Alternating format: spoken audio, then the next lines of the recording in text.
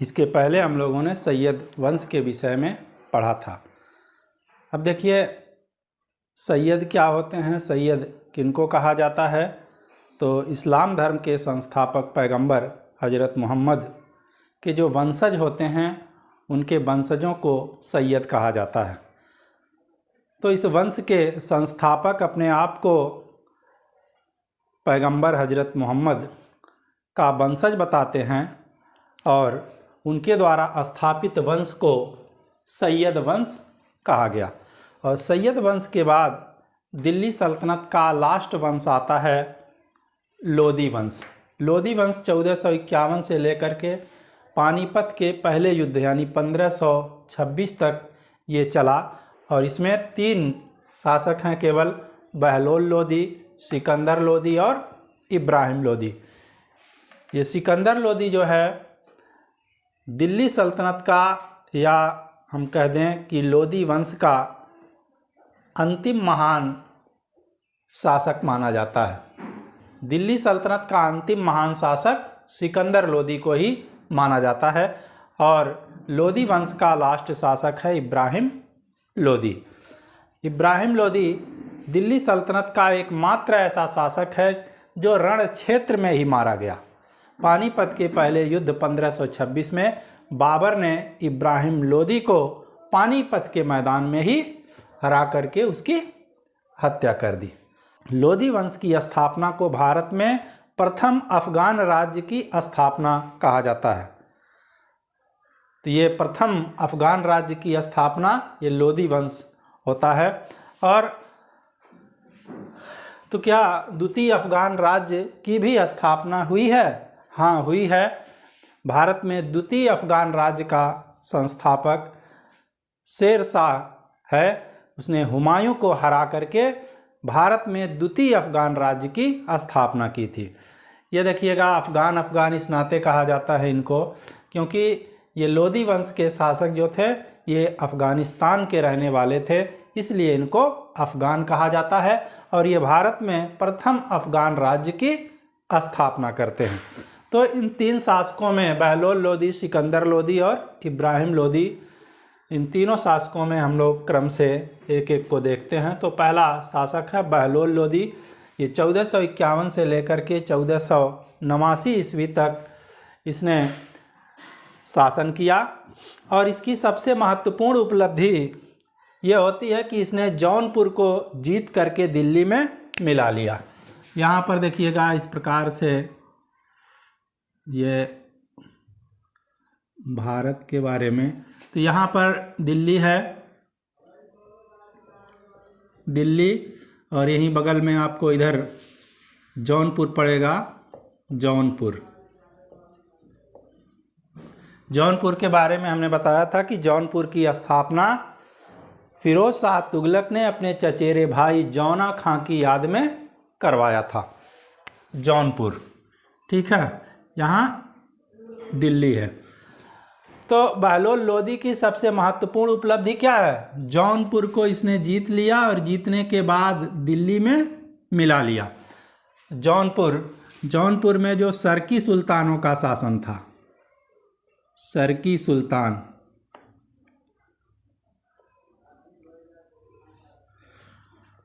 तो बहलोल लोदी ने क्या किया? जौनपुर को सरकी सुल्तानों से छीन करके उसको दिल्ली में मिला लिया और यह बहलोल लोदी की सबसे महत्वपूर्ण उपलब्धि मानी जाती है।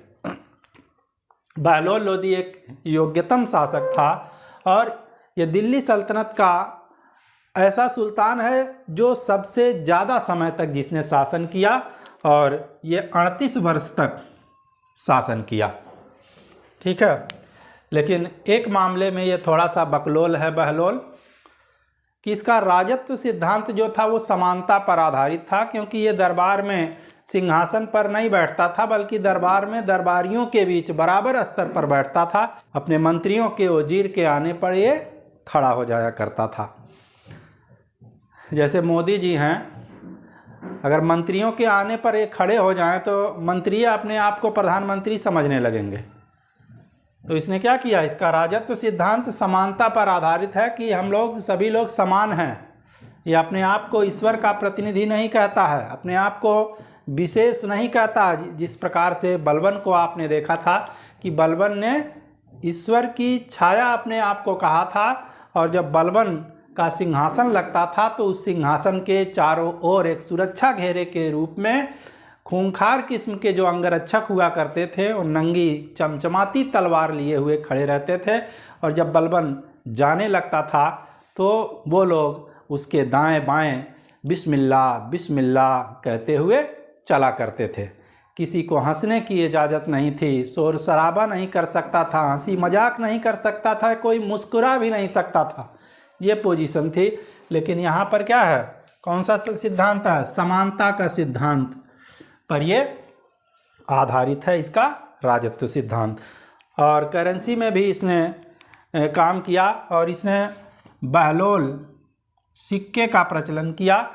और ये बहलोल कॉइन्स जो थे ये सिल्वर के बने होते थे, बहलोल सिक्के। तो बहलोल लोदी के बाद सिकंदर लोदी सिंहासन पर बैठता है, और बहलोल लोदी के 9 पुत्र थे।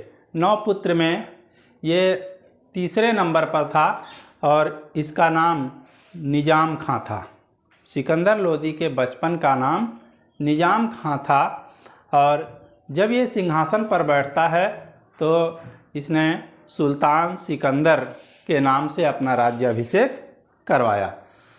और इसके जो महत्वपूर्ण उपलब्धियां हैं, इसके जो महत्वपूर्ण कार्य होते हैं, तो इसमें देखेंगे 1504 ईस्वी में आगरा नगर की इसने स्थापना की।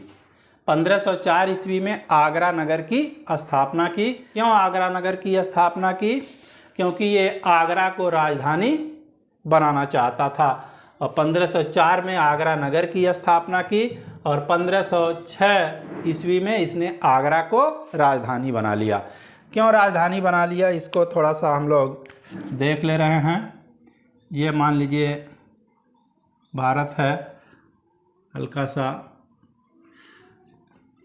यहाँ देखिए कि आगरा जो है यहाँ पर पड़ेगा आगरा, और इसके इधर पश्चिम में ये पूरा राजस्थान वाला क्षेत्र है, ये राजस्थान वाला क्षेत्र है, और इधर दोआब वाले क्षेत्र होते हैं, दोआब। तो ये यहाँ से 2 चीज़ें करना चाहता था। ये आगरा को राजधानी बना लेंगे तो पहली चीज़ ये कि यहाँ राजस्थान वाले क्षेत्र में जो राजपूत हैं उनको हम दिल्ली की ओर बढ़ने नहीं देंगे, और दूसरा काम यह है कि दोआब क्षेत्र पर हम कंट्रोल कर पाएंगे। तो इसलिए सिकंदर लोदी ने पहले 1504 ईस्वी में आगरा नगर की स्थापना की, और 1506 ईस्वी में आगरा को अपनी राजधानी बनाया।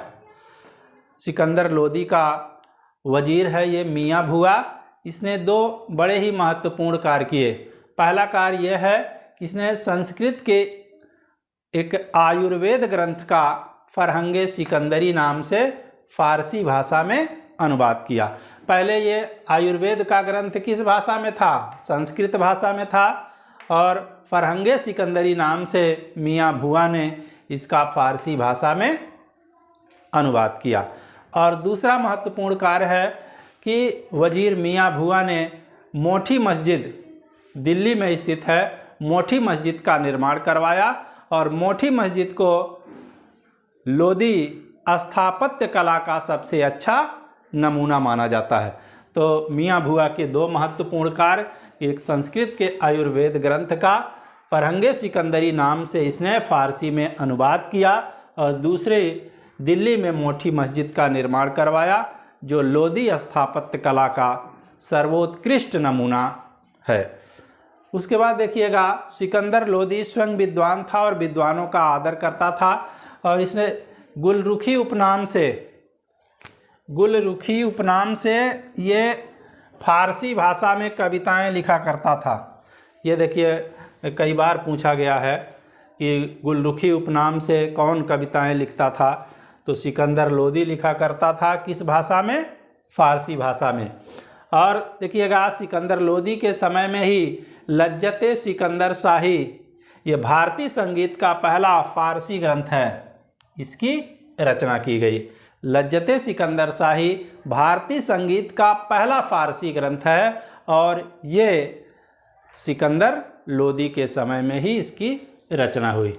उसके बाद देखिए सिकंदर लोदी का मकबरा, ये दिल्ली में है। इसने स्वयं सिकंदर लोदी ने ही इसका निर्माण करवाया था। और इसकी क्या विशेषता है? इसकी सबसे मुख्य विशेषता ये है कि इसमें दोहरे गुंबद का प्रयोग किया गया है। मकबरा होता है जहाँ पे यहाँ दफन किया जाता है, ठीक है। और इस मकबरे की सबसे मुख्य विशेषता क्या है? दोहरे गुंबद का प्रयोग हुआ। अभी तक जितने भी मकबरे बने थे किसी भी मकबरे में दोहरे गुंबद का प्रयोग नहीं हुआ था। हमने देखिए बताया था कि इल्तुतमिश को मकबरा निर्माण शैली का जनक कहा जाता है और पहला मकबरा इल्तुतमिश ने ही निर्मित करवाया था। बलबन का जो मकबरा है शुद्ध इस्लामी शैली में बना हुआ मकबरा है। तो भारत का पहला ऐसा कौन सा मकबरा है जो शुद्ध इस्लामी शैली में निर्मित है? तो वो बलबन का मकबरा है। उसके बाद एक मकबरा और हम बताए थे कि खाने जहाँ तेलंगानी का मकबरा, उसकी क्या विशेषता थी कि उसमें 8 कार्नर थे। इस तरह से 8 कार्नर थे उसमें, 1 2 3 4 5 6 हुआ, 7 8 कार्नर। इसी को कहा जाता है अष्टभुजाकार मकबरा। खाने जहाँ तेलंगानी का मकबरा भी महत्वपूर्ण है क्योंकि इसमें पहली बार किसी मकबरे में 8 कार्नरों को बनाया गया। तो ये होता है खाने जहाँ तेलंगानी का मकबरा। और सिकंदर लोदी का मकबरा भारत में निर्मित होने वाला पहला ऐसा मकबरा है जो दोहरे गुंबद का उपयोग किया गया है। इसमें दिल्ली में इसने स्वयं निर्मित करवाया था। और देखिए इसका क्या काम है, इसने नगरकोट के ज्वालामुखी मंदिर की मूर्तियों को तोड़वा दिया था। नगरकोट के ज्वालामुखी मंदिर की मूर्तियों को तोड़वा करके कसाईयों में बांट दिया था मांस तौलने के लिए। कसाई हैं भाई, कसाई हैं तो क्या वो सोना तौलेंगे? मांस से तौलेंगे। तो इसने क्या किया, नगरकोट के ज्वालामुखी मंदिर की मूर्तियों को तोड़वा करके मूर्तियों के टुकड़ों को कसाईयों में बांट दिया था मांस तौलने के लिए। और इसने क्या किया, जो मुहर्रम में ताजिया निकाला जाता है उस ताजिया पर प्रतिबंध लगा दिया। कहा कि यह मुस्लिम धर्म में फैली हुई कुप्रथा है और इसमें लोग ताजिया बनाते हैं, नाच गाना ढोल धमाका ये सब फालतू चीज़ें करते हैं, इस सब पर बैन लगा दिया। और पीरों, संतों, सूफियों इन सब के मज़ारों पर महिलाओं को जाने से उसने क्या कर दिए, प्रतिबंधित कर दिए। तो ये सारी चीज़ें सिकंदर लोदी से संबंधित हैं। 1504 में इसमें देखिए आगरा नगर की स्थापना की, 1506 में राजधानी बनाया। वजीर ने 2 महत्वपूर्ण कार्य किया। मियाँ भुआ जिसका नाम है, इस संस्कृत के आयुर्वेद ग्रंथ का फारसी में अनुवाद कराया। किस नाम से? फरहंगे सिकंदरी नाम से। और दिल्ली में मोठी मस्जिद का निर्माण करवाया जो लोदी स्थापत्य कला का सबसे अच्छा नमूना होता है। सिकंदर लोदी गुलरुखी उपनाम से फारसी भाषा में कविता लिखा करता था और लज्जते सिकंदर शाही भारतीय संगीत पर लिखा गया पहला फारसी ग्रंथ है और ये सिकंदर लोदी के समय में हुआ है। सिकंदर लोदी का भारत में निर्मित होने वाला पहला ऐसा मकबरा है जिसमें 2 गुंबद एक साथ प्रयोग किए गए हैं। और इसने नगरकोट के ज्वालामुखी मंदिर को तोड़ करके उनकी मूर्तियों को कसाईयों में बंटवा दिए थे मांस तौलने के लिए। ताजिया पर प्रतिबंध लगा दिया। स्त्रियों को पीरों, संतों आदि के मज़ारों पर जाने से रोक लगा दी। लोदी वंश का अंतिम शासक इब्राहिम लोदी था और बाबर ने पानीपत के प्रथम युद्ध 21 अप्रैल 1526 में इब्राहिम लोदी को हरा करके भारत में एक नए राजवंश की नींव डाली जिसको मुगल राजवंश के नाम से इतिहास में जाना गया। इब्राहिम लोदी के अंत से न केवल लोदी वंश का अंत होता है बल्कि दिल्ली सल्तनत का भी अंत हो जाता है। तो पानीपत की पृष्ठभूमि किस प्रकार से बनी उसको हम लोग समझते हैं। बाबर देखिएगा आया नहीं था, बाबर को बुलाया गया था। 11 वर्ष की छोटी अवस्था में बाबर अफ़गानिस्तान में एक जगह थी फरगना, तो फरगना का शासक बना था। फरगना में बैठा है बाबर। दिल्ली में कौन है? दिल्ली में इब्राहिम लोदी।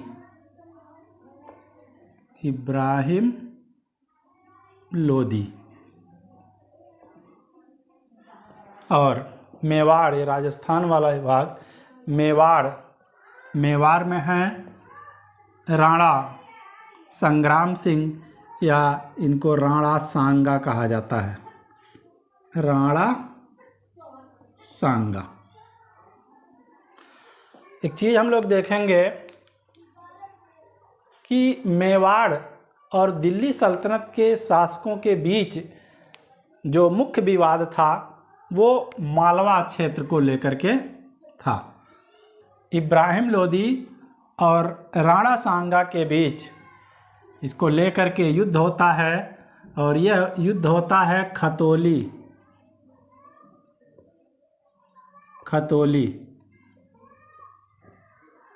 और ये खतौली कहाँ पर है? ग्वालियर के निकट है। ग्वालियर के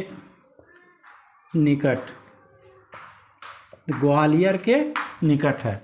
तो मालवा को लेकर के मेवाड़ के शासक राणा सांगा और इब्राहिम लोदी के बीच युद्ध होता है खतौली नामक स्थान पर। किस स्थान पे? खतौली। और इस युद्ध में ये इब्राहिम लोदी की हार हो जाती है और राणा सांगा की जीत हो जाती है। ठीक है। अगला चीज़ देखिएगा, ये पंजाब वाला क्षेत्र है, पंजाब है, और पंजाब का गवर्नर है दौलत खां लोदी। पंजाब का गवर्नर दौलत खां है, और इसी का चाचा होता है आलम खां। आलम खां। ये पंजाब का गवर्नर है दौलत खां, और गवर्नर जो होता है राजस्व इकट्ठा करने का इसके पास पावर होता है। तो इसके पास पहले क्या हो रहा था, जो भी राजस्व ये इकट्ठा कर रहा था दौलत खां, उसमें से 50% ये अपने पास रखता था और 50% इब्राहिम लोदी को ये भेज दिया करता था। लेकिन इब्राहिम लोदी इधर राणा सांगा से युद्ध में हारे, और इनको बहुत ज़्यादा संपत्ति की ज़रूरत थी। लड़ाई में देखिएगा बहुत ज़्यादा धन संपदा की बर्बादी होती है।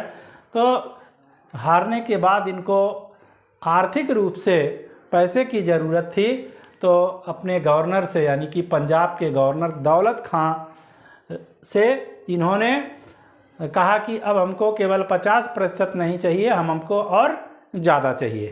तो इस संपत्ति को लेकर के दोनों में अनबन हुआ, और इसने कहा कि हम इससे ज़्यादा दौलत नहीं दे पाएंगे। कि दौलत खां लोदी ने कहा कि हम अब और अधिक दौलत नहीं दे पाएंगे। तो इब्राहिम लोदी ने कहा कि अब तुम और अधिक दौलत नहीं दे पाओगे तो घबराओ नहीं, तुम्हारी हम खबर लेते हैं। इसको धमकी मिली खबर लेने के लिए। तो इसने क्या किया, दौलत खां लोदी ने बाबर को आमंत्रित कर दिया। यहाँ बाबर कहाँ बैठा है? अफ़गानिस्तान के फरगना में।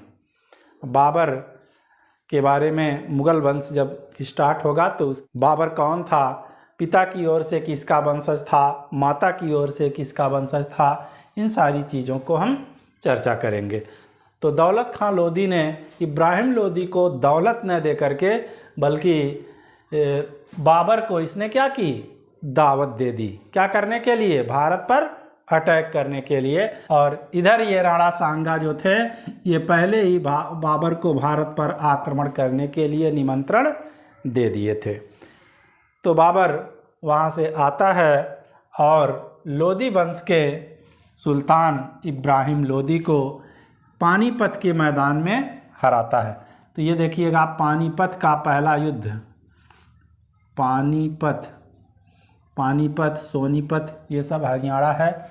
इसका प्रथम युद्ध होता है बाबर और इब्राहिम लोदी के बीच में।